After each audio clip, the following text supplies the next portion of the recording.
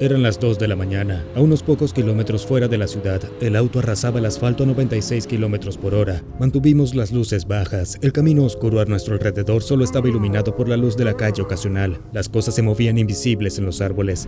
Una vieja canción resonó en la radio. La conexión era irregular, por lo que era interrumpida por picos intermitentes de estática. Era el tipo de noche en la que sabías, en el fondo, que cualquier cosa podía pasar. Solo esperabas que cualquier cosa estuviera a tu favor. Había bajado la ventanilla hacía unos minutos, respirando todo ese aire fresco y frío para evitar el espectro inminente del sueño. Gracias a Dios no era yo quien conducía o las cosas se habían vuelto mortales mucho antes. Los policías nos habrían encontrado con nuestro parachoques envuelto en un árbol, muertos por el impacto o por el frío implacable de la noche. Incluso podrían haber sentido pena por nosotros hasta que encontraran la razón. Quizás hubiera sido mejor así, al menos habría sido rápido.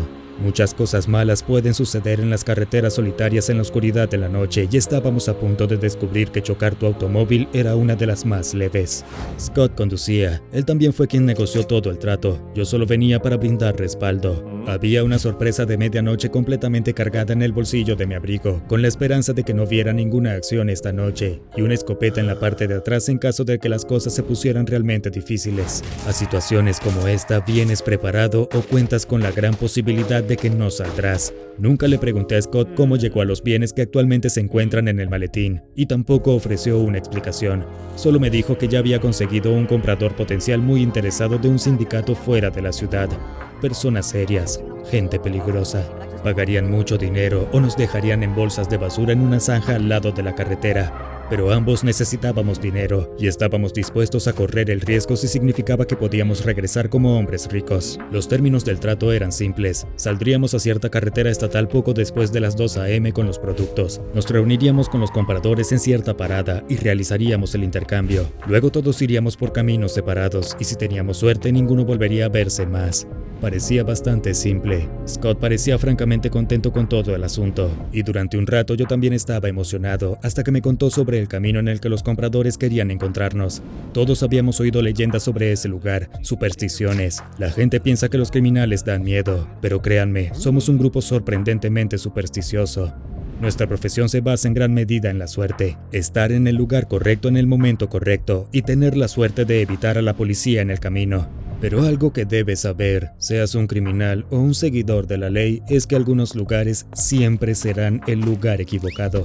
No voy a decir qué camino fue, sé cómo son ustedes, cabezas de chorlito. Son curiosos, buscadores de emociones. Todos fuimos jóvenes alguna vez, pero si digo cuál es este camino, sé que van a intentar encontrarlo. Tal vez incluso decidan que vale la pena el viaje para un agradable paseo dominical. Después de lo que pasé en ese camino, no le desearía un viaje por él ni a mi peor enemigo. No hay otra palabra para lo que encontramos allí que no sea el mal.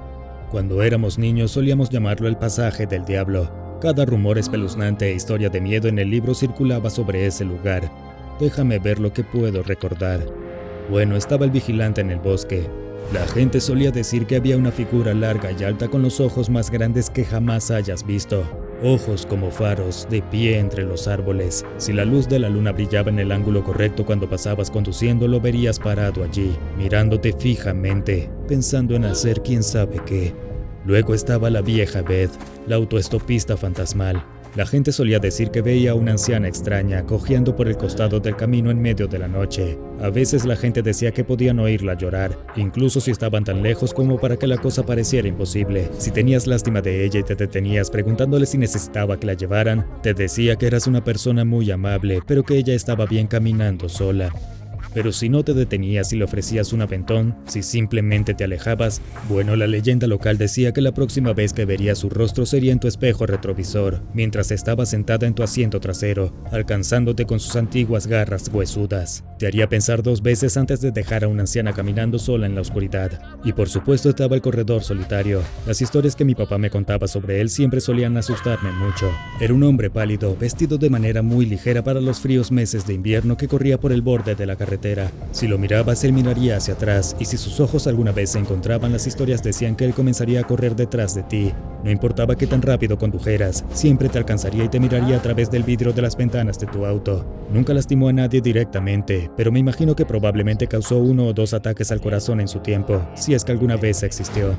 Pero todo esto no era nada, repito, nada comparado con el patrullero fantasma. Tenías que conducir con cautela por la noche, porque si no lo hacías podrías encontrarte con un patrullero fantasmal de la década de los 70 siguiéndote detrás, y eso sería lo peor que jamás hayas visto. Había menos historias sobre este que sobre todos los demás, porque si alguna vez te encontrabas con el patrullero fantasma es probable que no sobrevivieras para contarle a la gente lo que sucedió, aunque la gente aún podía hacer una suposición informada sobre lo que te sucedió en función de lo que quedaba atrás. Aquí hay un hecho no tan divertido. El pasaje del Diablo está técnicamente calificado para ser una de las carreteras más peligrosas del país, desde choques hasta asesinatos y muertes inexplicables al costado de la carretera. Desde 1974 esta carretera ha sido un lugar increíblemente desagradable para conducir.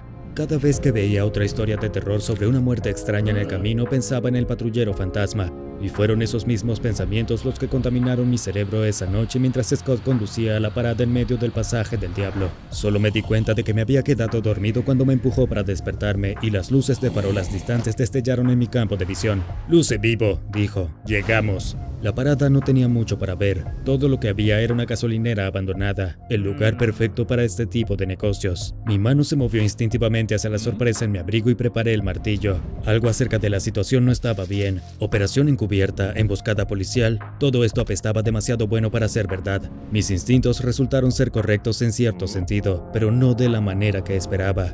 Cuando entramos en la parada, Scott encendió sus luces. Todo lo que vimos fue una carnicería esperándonos. Un automóvil, presumiblemente uno que alguna vez perteneció a nuestros posibles compradores, en un estado de desorden horrible. Parecía como si un tren hubiera impactado contra el costado del vehículo aplastándolo por completo. El metal estaba cubierto de profundos rasguños y surcos que parecían casi marcas de garras. Había sido eviscerado.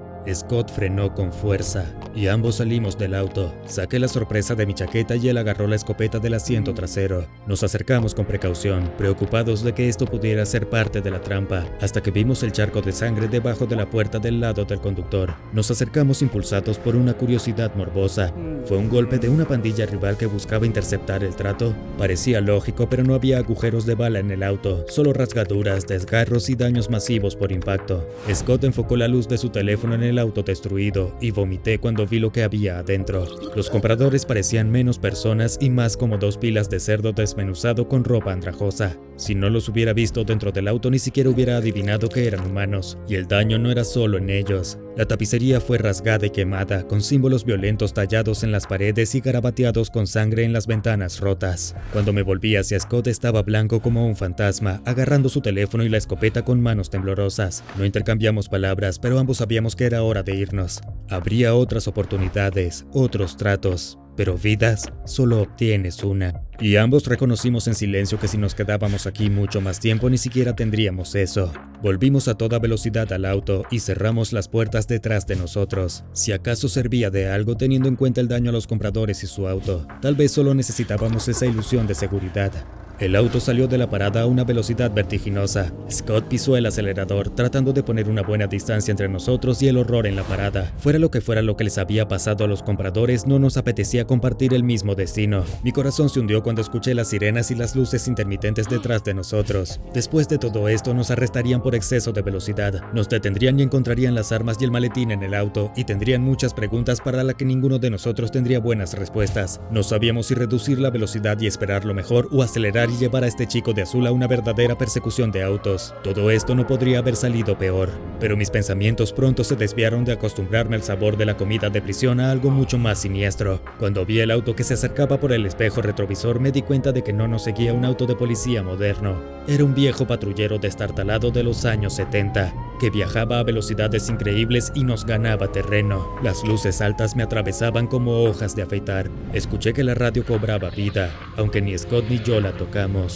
No era música, solo una voz ronca y rasposa que repetía la palabra corre una y otra vez. Y viendo que lo que sea que estaba detrás de nosotros claramente no era un policía real, estábamos más que felices de complacer esa solicitud. Scott aceleró como si nuestras vidas dependieran de ello, lo cual para ser justos lo hacían. Pero no importaba qué tan rápido íbamos, el patrullero seguía acercándose como un demonio en nuestra cola. Le grité a Scott que fuera más rápido, pero íbamos lo más rápido que podíamos. Lo siguiente que supe fue que el patrullero fantasma chocó con la parte trasera de nuestro auto y nos hizo dar una vuelta, bañándonos con cristales de vidrio rotos mientras los neumáticos chirriaban sobre el asfalto. Se sintió como una eternidad antes de que el auto se detuviera, y en ese momento el patrullero fantasma también se detuvo. Alguien salió. Estaba vestido como un policía, incluso parecía un policía. Un tipo de unos 40 años, calvo, con sobrepeso y con un mostacho. Pero algo andaba mal en él. No dijo ni una palabra mientras se acercaba al auto y tampoco pareció darse cuenta de que me sacaba la sorpresa de la chaqueta. Estaba a centímetros de la ventana de Scott cuando entré en pánico y abrí fuego enviando una lluvia de balas de pequeño calibre en su estómago. Se tambaleó un poco hacia atrás como si estuviera conmocionado y luego todo empeoró mucho. El policía dejó escapar el bramido más horrible, no de dolor sino de pura rabia. Sus ojos comenzaron a brillar con un rojo infernal brillante y su mandíbula comenzó a extenderse hasta que parecía una pintura de Munch. No había dientes allí, solo un vacío infinito y negro. Agarró a un aturdido Scott a través de la ventana, empujándola en una brutal llave de cabeza y arrastrándolo fuera del auto, liberando esos bramidos trastornados todo el tiempo. Scott gritó y suplicó ayuda. Agarré su cuerpo y traté de empujarlo hacia adentro, pero el policía era inhumanamente fuerte. Siguió tirando hasta que estuvo fuera del todo, golpeando el asfalto. Yo no quiero decirte lo que hizo después. No estaría bien. Pero basta decir que no pude salvar a Scott, y definitivamente no quería que me pasara a mí. Mientras él estaba ocupado en Scott, trepé al asiento del conductor y pisé el acelerador con esperanza de que Scott al menos me ganara algo de tiempo. Estaba llorando de terror mientras me alejaba en la oscuridad, dejando a mi amigo en un destino horrible con el conductor del patrullero fantasma. Así que solo puedes imaginar cómo me sentí cuando unos minutos después escuché las sirenas nuevamente y vi las luces brillantes acercándose detrás de mí. Corre, corre, corre.